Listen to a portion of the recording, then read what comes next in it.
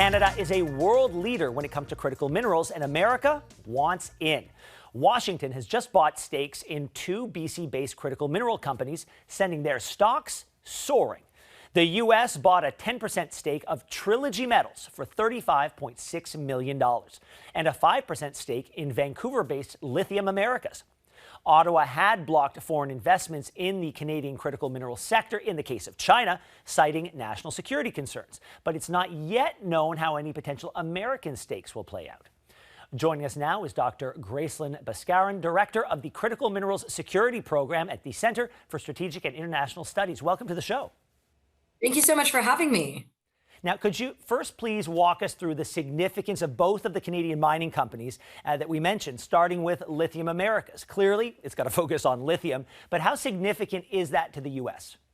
You know, lithium's not actually as rare as we like to think it is. It tends to exist in a lot of places. But, you know, historically, in recent years, we've gotten the majority of our lithium from Chile and Argentina.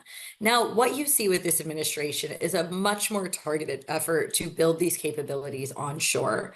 And a portion of this equity, there was a 5% equity done in the Thacker Pass project, which is in Nevada.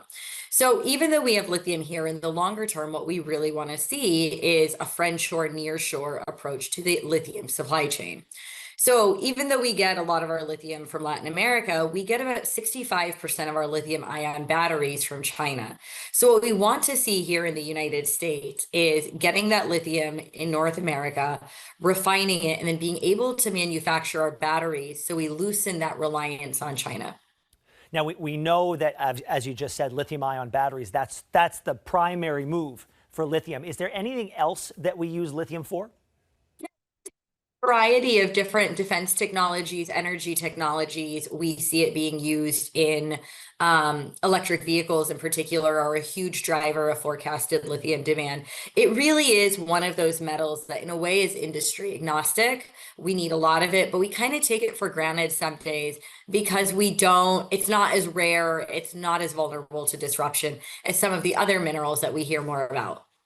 Well, it's the latest move by the White House to take ownership in the mineral supply chain, critical to their interests. But it's the first deal proposed for a Canadian company. Why now? So let's start with why equity, because we're using equity in a way that is relatively unprecedented and definitely unprecedented in the resources sector. So, you know, in the era of this administration, we heard a lot about DOGE and wanting to cut our expenses early on. What this administration is looking at is a more fiscally sustainable model of providing state support. So we can take the MP materials deal that DOD did, that $400 million of equity that the US government put into MP materials is already worth close to $900 million, which means that the taxpayer money is getting a return. And ideally that money is turned around and reinvested into strategic projects. So given that equity allows a shareholder return, as opposed to our historical cheap financing or grants, because this administration is really holding on to this. And it's not surprising. You have a very strong private sector contingency in this administration. You have a huge financial sector contingency. So they're wired to think a little bit different than maybe a traditional Washington mentality. Why Canada? That's a great question. You know, obviously, I grew up on the Michigan border. I love Canada, but this administration has taken a little bit of a different, sometimes less friendly approach to Canada. But at the end of the day, there's a couple things you have to remember. We actually do not have a lot of mining companies here in the United States.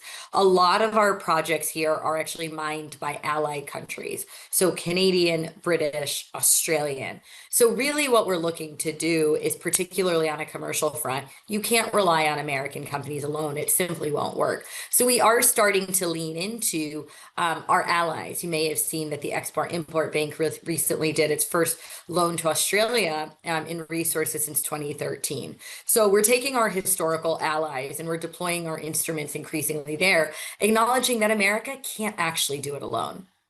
You said that America used to get a lot of their lithium from Chile. Who are they going to be selling to now? That's a great question. And there's a lot of anxiety from emerging markets as to what these deals could actually mean for a long-term industry. At the end of the day, to be honest, China actually has very limited ability to buy all of that. All right, let's move on to the other company that we mentioned, Trilogy. What's its potential significance for the U.S.? Again, Trilogy is a company that has, it was a bit of an unexpected announcement, and partially because the announcement came during the government shutdown when we're not spending as much money right now.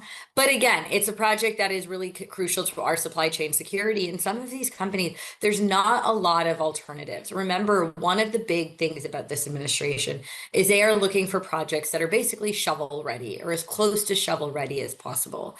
MP Materials, one, because they are the only large scale producer of rare earths. Lithium Americas is doing pretty well with that Thacker Pass project. And it looks it's commercially viable because they already have equity from a company like GM. So for Trilogy, a lot of the outward looking in thought is kind of continuing that same trend, but there's a lot more that to be honest, that we're going to need to learn about that deal in coming days. Well, I think everyone who's following these deals is going to learn a lot about some rare earth minerals, critical minerals that they had never heard of before. The one I want to learn about from you is germanium. Apparently, this deal very significant in relation to germanium. So the question is, how so? How's germanium used, and what is germanium? Great question. I mean, I don't know about you, but I wish some days that I paid more attention to the periodic table in 10th grade because I think about it every day now. So germanium is an interesting one because it was actually one of the first commodities that China banned exports of to the United States. This was in the summer of 2023. And it really started the weaponization of resources that we've now come to become quite familiar with. Germanium is absolutely crucial to semiconductors, and it's really hard to make a semiconductor without germanium.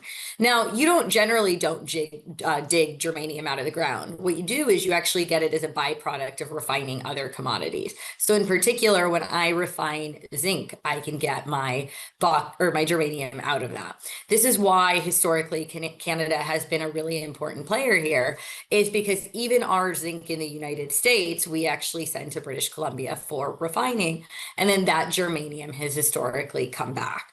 Obviously, one of the difficulties we have in America, because it'd be like, well, why don't we build one here if we're in America first mentality, is that it is not economic. I always say if minerals were all the bang and rage that we say, why are we struggling to get capital moving? And a lot of that is because the economics of it aren't great. And part of that is because China has produced more and more and more. So you have a lot of supply, and then demand is not keeping up with that. So that's the perfect economic equation for low prices. When it comes to zinc and being able to get that germanium out of it, zinc refining charges are pretty much negative right now. So you lose money in that process. So no company in the United States, and we've looked, right, is racing to say, well, I'm going to build a 75-year-long smelter because I'd like to operate cash negative. So really, Canada has been a very important ally, whether we feel it or not right now, in that germanium is really crucial for our semiconductor manufacturing industry. What concerns are you hearing over both these deals, if any? So the big one is this is a very different way of doing business, right? And a lot of these are coming top down, very high level announcements. They're not necessarily being done competitively. So you're not seeing competitive tenders. For some of them, the authorities are a little bit opaque. MP Materials, in my opinion, a great deal, but the Department of Defense authority to do it was a little bit opaque. So again, in a capitalist society, in an ideal world, it would be a public competitive tender. There would be a process for selecting these projects, and you're not necessarily seeing that. So there is I think there's an understanding that some of these tools are important, especially because they are nascent markets and nascent industries. However, what is the authority, and is this being done transparently? And, to be candid, as much as I'm supportive of the public-private cooperation, it's not always transparent. Yeah. Do you see these potential deals as the beginning of something new, as the tip of the iceberg? Yes, absolutely. And I think there's two ways to look at that. So the one is we're seeing just equity as a growing tool here in the United States. And again, it's creating an ex-China market, right? You're starting to see companies like Apple and GM prefer to sign offtake agreements with these companies because they don't want disruptions from China. And that's kind of the model that we want to see, is that eventually the price will come up because there's enough offtake from allied companies. So that's one. The second thing is we have something called the Development Development Finance Corporation. And historically, it was kind of like a development finance institution, limited to being able to fund things in lower and middle income countries. We in the United States created that in 2018 under President Trump's first administration. It was given a 7-year mandate, which means it's actually up for reauthorization this year. And DFC is really important to this administration. And one of the limits to that was that the way that the government could take equity in projects abroad, it wasn't scored efficiently, which created a disincentive on your to put it onto your balance sheet. Very likely, you're going to see DFC be able to take equity in more projects abroad. So what you end up ultimately seeing is more equity both at home in North America, but also abroad. And when you take that in conclusion, again, you're seeing a much more active state in a sector that historically has not seen a lot of state intervention in the last 40 years. You know, Canadians can be forgiven if they've got a little bit of whiplash in relation to our relationship with the Americans. In your opinion, should Canada be welcoming or wary of these Washington deals? So anytime you have commercial engagement, I think it's a stronger argument for better diplomatic relations. You know, I think that it is generally quite positive that the US government is backing Canadian companies. And my hope sincerely is that this is a start of a more productive relationship between the two countries, especially because in essence, the US government part owns Canadian companies right now. So really, this should be the foundation of a much better relationship going forward. And in an ideal world, a much stronger minerals diplomacy relationship. And this has a lot of positive spin-offs. You know, sometimes we kind of get into the like, great, we're going to rely on dirt and rocks. But with that comes processing, the expansion of energy infrastructure, manufacturing capabilities. You know, we talked about lithium ion batteries at the beginning.